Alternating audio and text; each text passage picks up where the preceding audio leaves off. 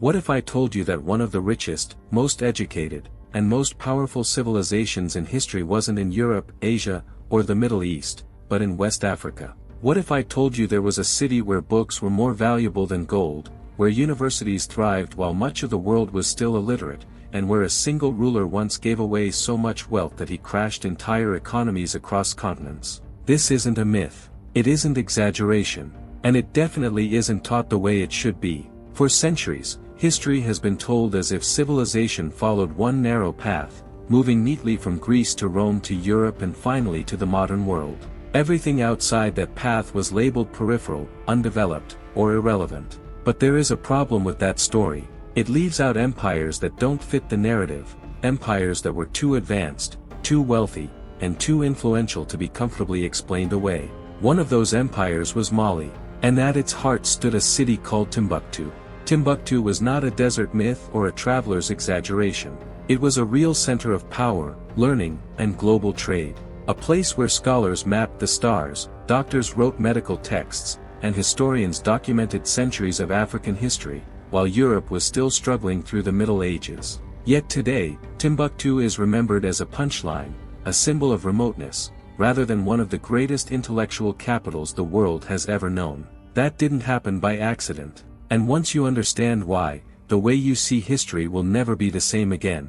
Our story begins in the heart of West Africa in the 13th century, where the Niger River curves through the Sahel like a living artery, connecting forests, deserts, and civilizations. At this crossroads between North Africa and Sub-Saharan Africa stood a modest settlement that would soon become the beating heart of the richest empire the medieval world had ever seen.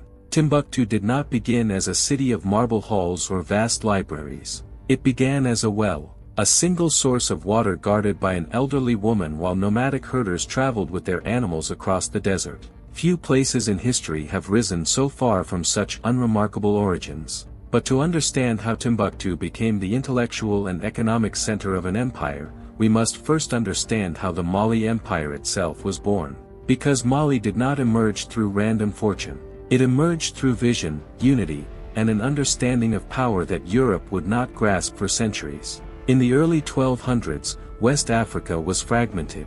Dozens of small kingdoms and tribal confederations competed violently over gold, salt, and the trade routes that connected them. Wealth existed, but it was scattered. Power existed, but it was unstable. Into this fractured world stepped a man whose life began not in strength, but in humiliation. His name was Sundiata Keita. According to tradition, Sundiata was born unable to walk. For years, he crawled while others mocked him, including members of his own family. In a world where kings were expected to be warriors from birth, Sundiata appeared unfit to rule. When his kingdom was conquered by the sorcerer king Semenguru, Sundiata was forced into exile, wandering across foreign courts as a refugee rather than a prince. Yet exile became his education. Instead of bitterness, he absorbed knowledge. He studied how different societies fought wars, negotiated alliances, managed resources, and ruled people who did not share the same language or customs. What Sundiata learned would change African history. He understood that power built on fear collapses quickly, but power built on cooperation can endure for generations. When he returned in 1235 to challenge Semenguru, he did not return alone. He returned at the head of a coalition of once rival tribes, united under a revolutionary idea, shared law. At the Battle of Karina, Sundiata defeated Semenguru and established the Mali Empire. But the true victory came afterward. Sundiata introduced the Mandan Charter, one of the earliest known constitutional systems in human history. It protected civilians in warfare, established environmental regulations, recognized individual dignity, and balanced personal freedom with collective responsibility. This was not tribal chaos. It was statecraft. Sundiata's genius lay in understanding that wealth must circulate, not concentrate. He reorganized trade, standardized taxation, protected merchants, and ensured that prosperity flowed through society rather than being extracted by elites alone. Mali did not grow rich by accident. It grew rich because it mastered control over two substances more valuable than any army, gold and salt. To the north lay the Sahara, home to salt mines so valuable that blocks of salt were traded weight for weight with gold. To the south lay gold fields so rich that rivers carried dust like sunlight. Mali controlled both, not through brute force, but through logistics, regulation, and environmental management. Their mining systems rotated land use, preserved water sources, and sustained production for centuries. European mines collapsed after decades. Mali's endured for generations. But Mali's rulers understood something even more important. Wealth without knowledge collapses. Knowledge without wealth is powerless. And this is where Timbuktu became more than a trading post. Timbuktu sat at the precise point where river commerce met desert caravans. Boats arrived from the south carrying gold, ivory, and agricultural goods. Camels arrived from the north carrying salt, books, textiles, and ideas. When Mali incorporated Timbuktu in the mid-1200s, it was not treated as a colonial outpost. It was treated as an investment. Scholars were invited. Teachers were protected. Books were subsidized. Schools were built. Over time, mosques evolved into universities, and Timbuktu transformed into a magnet for intellectual talent from across the Islamic world. By 1300, the city rivaled London and Paris in population, but surpassed them in literacy, scholarship, and global connectivity. The University of Sankore emerged as the intellectual core of this world. Its libraries housed hundreds of thousands of manuscripts covering astronomy, mathematics, medicine, law, philosophy, and history.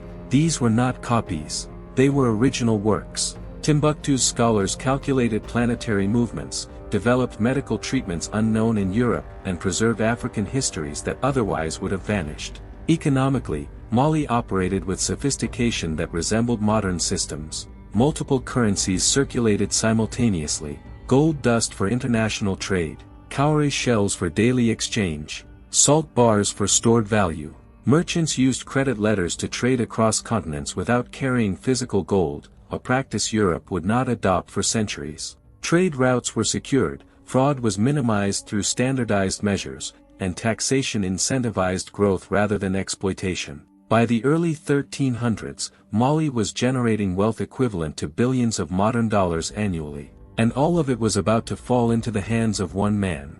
In 1312, Mansa Musa ascended the throne. He inherited not just an empire, but the most powerful economic engine the medieval world had ever seen. Mali controlled a significant portion of the global gold supply. Musa ruled territories larger than Western Europe. He was multilingual, educated, and personally involved in governance. He created communication networks that allowed messages to cross the empire faster than most European kingdoms could manage across a single border. But Musa's greatest challenge was not acquiring wealth. It was managing it without destroying the system that produced it. And that challenge would lead him to make a decision that would alter global history forever. Because as a devout Muslim, Mansa Musa was required to perform the Hajj pilgrimage to Mecca.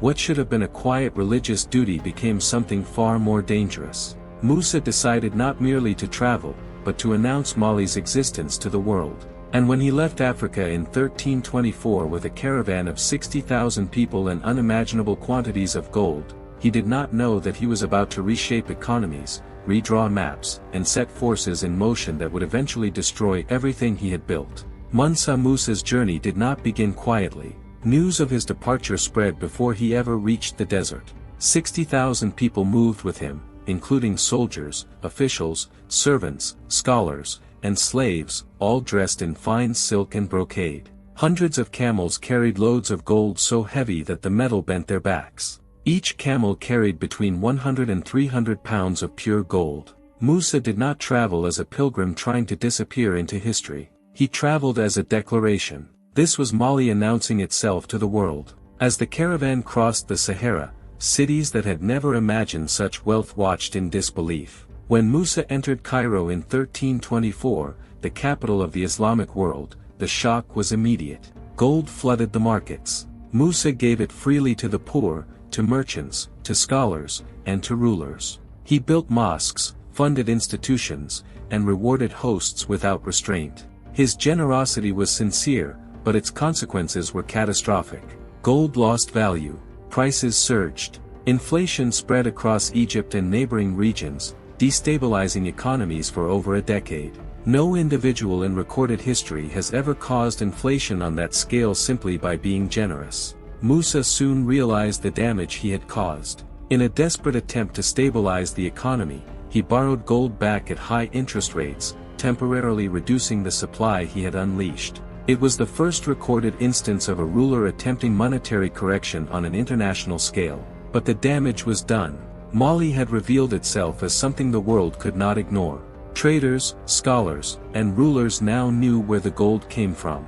And once a source of wealth is known, it never remains untouched for long. By the time Musa reached Mecca, his reputation had arrived before him. Kings sought his audience. Scholars requested his patronage. Cartographers began redrawing maps. When Musa returned to Mali, his empire was no longer invisible. It was famous. And fame, as history repeatedly proves, is never free. Mansa Musa did not waste the attention. He returned with architects, engineers, scholars, and artisans from across the Islamic world. In Timbuktu, Gao, and other cities, he commissioned mosques, schools, libraries, and administrative centers. The Jingareba Mosque rose from mud and timber, not as a symbol of conquest, but as a center of learning. Under Musa, education became state policy. Teachers were paid well. Manuscripts became commodities worth more than gold. Families passed books down as inheritance. Timbuktu entered its golden age. The city's population swelled. Students arrived from Morocco, Egypt, Andalusia, and the Middle East. Education followed a structured system. A student first mastered language and theology, then law, mathematics, astronomy, medicine, and history. Final certification required public defense of knowledge before scholars, a process that could take decades. This was not informal learning. It was a rigorous intellectual institution. Knowledge in Timbuktu was not abstract. Astronomers tracked planetary motion to determine prayer times and agricultural cycles. Physicians wrote detailed medical texts describing surgical techniques, diseases, and treatments. Legal scholars developed systems of contracts, property rights, and dispute resolution that allowed trade to flourish across ethnic and linguistic boundaries. Historians recorded lineages, events, and laws, preserving African history in written form when much of the world still relied on oral memory. Economically, Mali reached its peak under Musa. Gold flowed steadily but was carefully regulated. Trade networks stretched from the Atlantic coast to the Mediterranean, from the forests of West Africa to the cities of the Middle East. Merchants traveled with protection, standardized weights, and legal guarantees. Stability made Mali rich, and wealth made stability self-reinforcing. Yet beneath the brilliance, vulnerability was growing. Mali's power rested on balance. Control of trade routes, cooperation among regions, and centralized authority held the system together. As Musa aged, the empire faced a challenge no amount of gold could solve: succession. When Mansa Musa died in 1337, he left behind an empire at its absolute height. His successors inherited wealth beyond imagination, but not his discipline. Power fragmented. Provinces demanded autonomy. Trade routes were contested. The careful regulation of gold weakened. Where Musa had controlled abundance, later rulers indulged in it. Timbuktu remained a center of learning, but political protection faded. Without centralized authority, scholars became vulnerable. Manuscripts were hidden in private homes, buried underground, or passed secretly through families to protect them from theft and destruction. Knowledge survived, but quietly, no longer supported by empire. As Mali weakened, new powers rose. The Songhai Empire absorbed Timbuktu in the 15th century, briefly restoring stability. But the world was changing. European ships reached West African coasts. Trade shifted from trans-Saharan caravans to Atlantic routes. Gold and knowledge that once flowed through Mali began bypassing it entirely. Then came invasion. In 1591, Moroccan forces armed with gunpowder crossed the desert and defeated Songhai troops at the Battle of Tondabai. Timbuktu fell. Scholars were arrested. Libraries were looted. Manuscripts were burned or taken north. What had survived for centuries through balance and cooperation collapsed in months under modern weapons. Europe would later claim that Africa had no written history, no universities, no advanced institutions. This was not ignorance.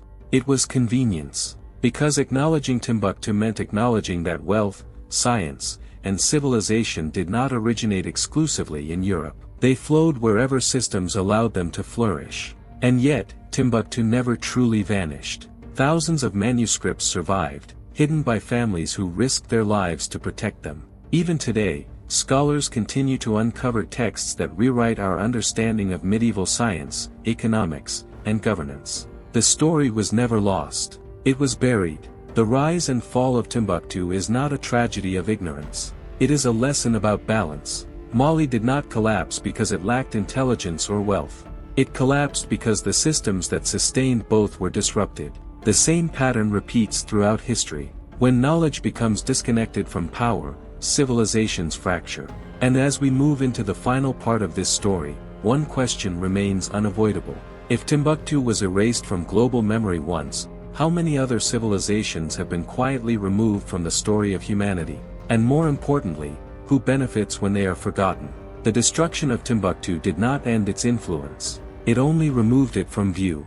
Long after empires collapsed and borders shifted, families continued to protect what remained. Manuscripts were wrapped in cloth, sealed in wooden chests, buried beneath homes, and hidden in desert caves. Knowledge survived not because it was powerful, but because ordinary people understood its value. For centuries, these texts were passed down quietly, generation to generation, while the outside world forgot they existed. When European explorers and colonial administrators later arrived in West Africa, they declared the land intellectually empty. They claimed Africa had no written history, no science, no philosophy worth recording. This narrative was not based on evidence. It was based on absence, an absence they themselves had helped create. Libraries had been destroyed, scholars displaced, and trade systems dismantled. What remained was silence, and silence was mistaken for proof. Yet silence does not erase truth. In the late 20th century, scholars began rediscovering Timbuktu's manuscripts. Tens of thousands emerged, then hundreds of thousands. Texts on algebra, geometry, astronomy, medicine, law, and ethics. Records of eclipses observed centuries before Galileo. Medical treatises describing surgical techniques and disease classifications unknown in medieval Europe. Legal documents outlining contracts, women's rights, and civic responsibility. These were not translations. They were original African works. What emerged from those manuscripts was not a lost city, but a lost worldview. A civilization that understood wealth as responsibility, knowledge as infrastructure, and power as balance. Timbuktu was not an anomaly. It was proof that civilization develops wherever conditions allow systems to stabilize and ideas to circulate. The greatest misconception about Mali and Timbuktu is that they fell because they were weak. They fell because the world changed faster than their systems could adapt. Gunpowder replaced caravans. Ships replaced camels. Empires built on trade routes collapsed when those routes were bypassed. The same pattern would later destroy Venice, weaken the Ottoman Empire, and reshape Asia. Mali was not behind history. It was caught in its current. And yet, the legacy of Timbuktu still matters, because the questions it raises are deeply modern. Who controls knowledge? Who decides which histories are preserved and which are erased? Why do some civilizations become central to global memory while others are reduced to footnotes? The story of Timbuktu challenges the idea that progress flows in a single direction. It reminds us that history is not a straight line from primitive to advanced. It is a network of rises and collapses, connections made and broken, systems built and abandoned. Civilization is not owned. It is borrowed, reshaped, and often forgotten. Today, efforts are underway to preserve what remains. Digital archiving projects race against time, climate, and conflict to save manuscripts that survived invasions but now face decay. Scholars work alongside local families, recognizing that preservation is not just academic, it is cultural repair. Each manuscript restored is not merely a document recovered, but a voice returned to history. Timbuktu forces us to confront an uncomfortable truth. The modern world is not uniquely advanced. It is uniquely documented. Countless societies developed sophisticated systems that were later dismantled, ignored, or erased. The difference between remembered and forgotten civilizations is not intelligence. It is continuity. And that is the final lesson Mali leaves behind. Wealth alone does not preserve a civilization. Knowledge alone does not protect it. Even power fades. What endures are systems that adapt without losing balance, and stories that continue to be told even when empires fall. Timbuktu was never just a city of gold, it was a city of ideas. And ideas, once released into the world, never truly disappear. They wait, buried, hidden, overlooked, until someone is ready to listen again.